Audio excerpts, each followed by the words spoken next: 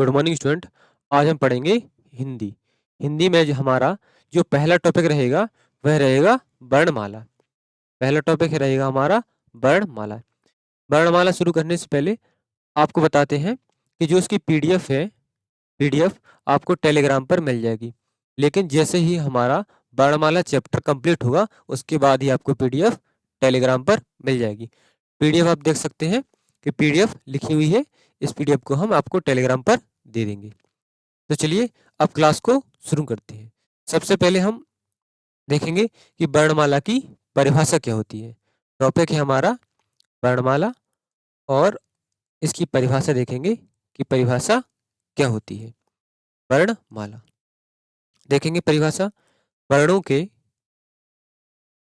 वर्णों के व्यवस्थित वर्णों के व्यवस्थित समूह को वर्णों के व्यवस्थित समूह को वर्णमाला कहते हैं। क्या कहते हैं? वर्णमाला कहते हैं। वर्णमाला कहते हैं। यहाँ तक क्लियर? वर्णमाला की एक परिभाषा और है जो कि कभी कभार पूछ ली जाती है कि लिपि चिन्हों के व्यवस्थित क्रम को भी हम वर्णमाला कहते हैं। लेकिन ये वाली परिभाषा आप इसको नोट डाउन कर सकते हैं। तो इसके बाद देखेंगे कि हिंदी वर्णमाला में कुल वर्ण कितने होते हैं। तो यहाँ पर देखेंगे कि यहाँ पर देखेंगे कुल वर्ण कितने होते हैं। कुल वर्ण यहाँ पर देखेंगे कुल कुल वर्ण। हिंदी वर्णमाला में जो वर्णों की संख्या है वह कितनी है? 52। कुल वर्ण 52 है। लेकिन कामता प्रसाद गुरु के अनुसार, यहाँ पर आप देखेंगे कामता प्रसाद कामता प्रसाद कामता प्रसाद गुरु के अनुसार कामता प्रसाद गुरु के अनुसार अगर पेपर में पूछा जाए कि कामता गुरु के अनुसार वर्णमाला में जो वर्णों की संख्या है वह कितनी है? 43, 43। इसको आप ध्यान रखना कि हिंदी में वर्णमाला की जो संख्या है यानी कि टोटल वर्णों की संख्या वह 52 है। लेकिन कामता प्रसाद गुरु के अनुसार पूछा जाए तो 43 है। यहाँ तक क्लियर? चलिए आगे देखेंगे हम वर्ण और यहाँ पर देखेंगे कुल वर्ण कौन कौन से हैं। तो यहाँ पर डालेंगे हम सबसे पहले 11 स्वर है, 11 स्वर। इसके बाद 33 व्यंजन, 33 व्यंजन। 2 अयोगवाय, 2 क्या है? अयोग बाय, 2 अयोगवाय। और 4 संयुक्त, 4 संयुक्त व्यंजन, संयुक्त व्यंजन। इसके साथ देखेंगे 2 उत्क्षिप्त, उत्क्षिप्त व्यंजन। क्लियर है यहाँ तक? यदि आप इन सभी को काउंट करेंगे तो कितना हो जाएगा? 52। चलिए अब आगे देखेंगे कि स्वर कितने होते हैं, व्यंजन कितने होंगे, उसको हम आगे देखेंगे। नेक्स्ट आगे देखेंगे हम। अब वर्णमाला की परिभाषा कंप्लीट हुई है। अब हम देखेंगे कि वर्ण किसे कहते हैं। परिभाषा है हमारी कि वर्ण किसे कहते हैं। तो हेडिंग डालेंगे वर्ण। हेडिंग क्या है? वर्ण। वर्ण की परिभाषा क्या है? आइए देखते हैं। वर्ण की परिभाषा है भाषा की सबसे छोटी लिखित इकाई। भाषा की भाषा की सबसे छोटी भाषा की सबसे छोटी लिखित इकाई। भाषा की सबसे छोटी लिखित इकाई है। क्या है? वर्ण। जिसके टुकड़े ना किए जा सके। यहाँ पर इसको लिखिए कि जिसके टुकड़े ना किए जा सके। जिसके जिसके टुकड़े ना किए जा सके। टुकड़े ना किए जा सके। किए जा सके। आइए इसको उदाहरण से समझते हैं। जैसे जैसे यहाँ पर लिखा है जैसे जैसे का, खा और गा। यहाँ पर हमने का में हलंत लगाया है। हलंत लगाने से क्या है कि वह आधे हैं, तो इसको हम तोड़ नहीं सकते हैं, जिसके हम टुकड़े ना किए जा सकते हैं। इसलिए इसकी परिभाषा है कि आपको इसको तोड़ नहीं सकते। क्यों नहीं तोड़ सकते? क्योंकि वह पहले से ही हलंत लगा दिए, अर्थात वह आधा है। यहाँ पर आप देखेंगे कि जब का अक्षर होता है, अब इसको हम जब तोड़ते हैं तो का हलंत लगा के और इसमें एक स्वर आता है, लेकिन यहाँ पर पहले से ही आधे लिखे हैं। इसलिए इसकी परिभाषा होती है कि जिसके टुकड़े ना किए जा सके। यहाँ तक क्लियर? चलिए आगे देखते हैं। आगे देखेंगे, अगली परिभाषा है हमारी अक्षर। अगली परिभाषा है अक्षर। अगली परिभाषा है अक्षर। अक्षर किसे कहते हैं? आ धन क्षर। अक्षर परिभाषा क्या हो जाएगी? आ धन क्षर। आ का अर्थ क्या होता है? नहीं। और क्षर का अर्थ क्या होता है? कि जिसका नाश ना हो। आ का मतलब होता है या अर्थ होता है नहीं, और क्षर का अर्थ होता है जिसका नाश ना हो। तो ये लिखेंगे यहाँ पर, जिसका नाश ना हो।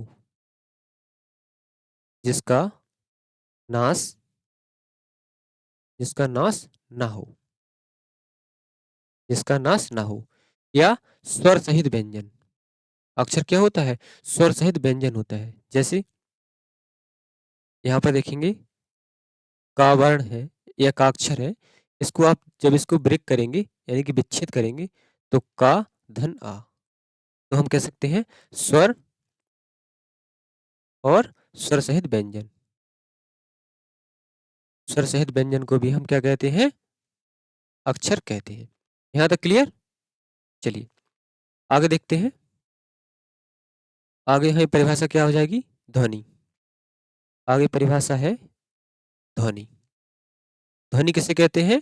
देखेंगे, ध्वनि की परिभाषा है, ध्वनि की परिभाषा क्या हो जाती है?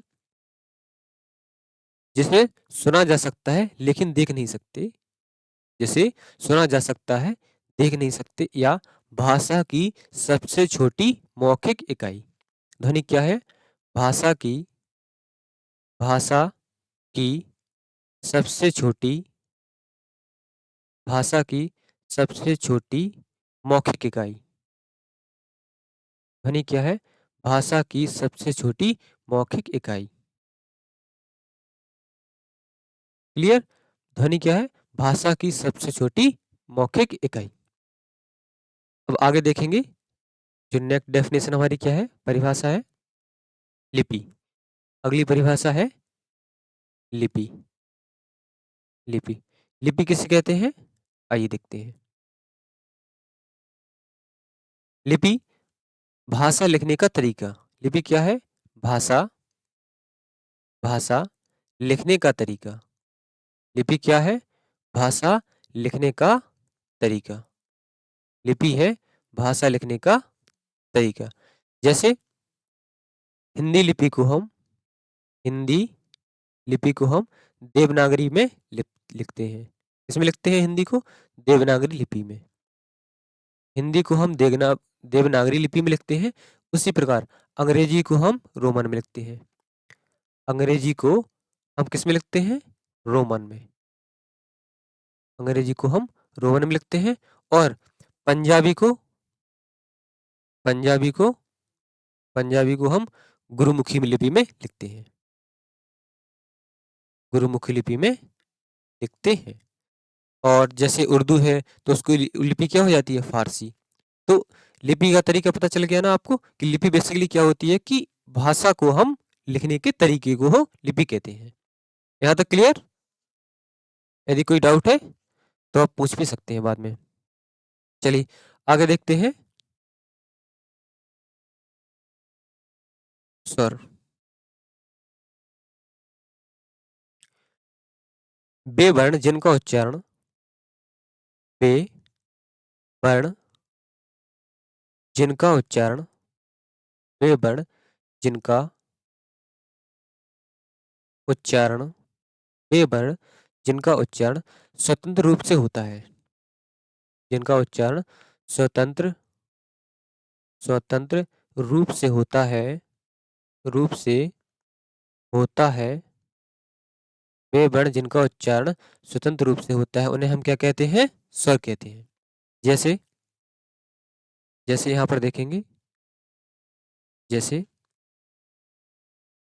आ, बड़ा आ और छोटी ई आदि। यहाँ तक क्लियर? चलिए आगे देखेंगे। यहाँ पे आप नोट करते जाइए। संस्कृत भाषा में यानी कि संस्कृत में स्वर को अच कहते हैं। तो संस्कृत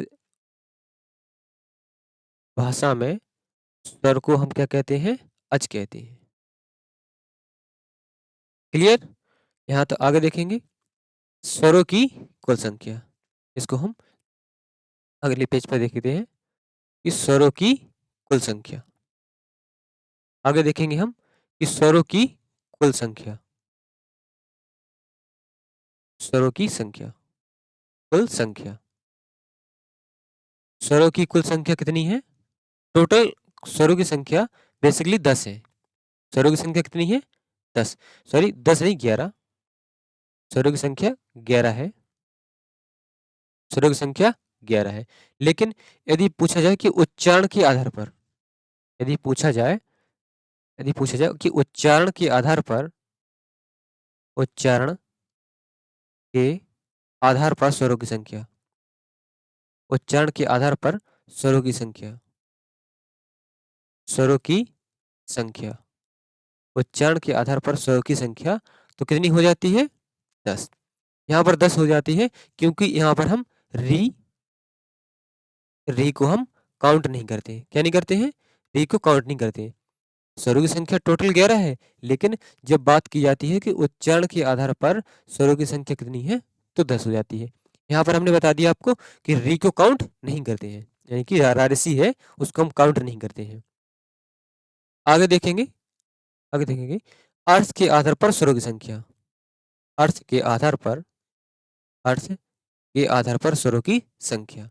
अर्थ के आधार पर 13 है। यहाँ तक कोई डाउट? चलिए तो अब यहाँ पर देख लिया कि स्वरों की संख्या कितनी है? स्वरों की संख्या 11। उच्चारण के आधार पर पूछा है तो आप यहाँ पर री को काउंट मत करना, यानी कि री काउंट नहीं होगा। और अर्थ के आधार पर पूछा जाए तो 13 है। क्लियर है आप? चलिए आगे देखते हैं। तो इसके आगे देखेंगे हम स्वरों का वर्गीकरण।